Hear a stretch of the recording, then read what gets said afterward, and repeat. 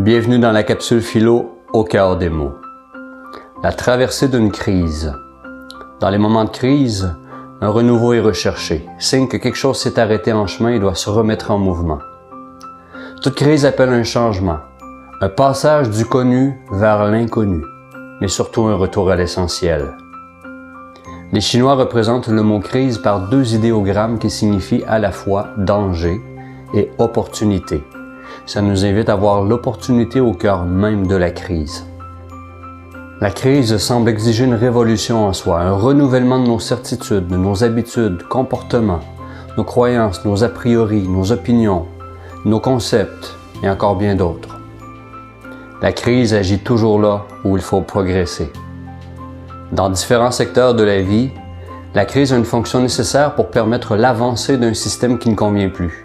Les systèmes de valeurs et les concepts réducteurs qui nous enferment et nous empêchent d'avancer sont balayés. La crise, c'est un vecteur de changement, une préparation en vue d'une nouvelle phase de croissance.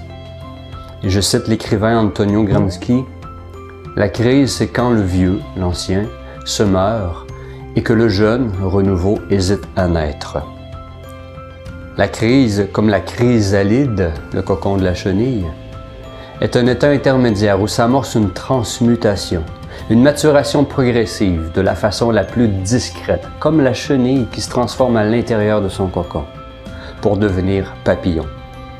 Et pour ce faire, la chenille doit d'abord accepter la dissolution de ce qu'elle connaît, pour renaître à une toute autre nature, à une nouvelle conscience d'elle-même. En temps de crise, se remettre en question nos croyances, nos habitudes et certitudes, c'est se remettre en quête. Le mot « question » vient de l'ancien français « quest » qui signifie « quête ».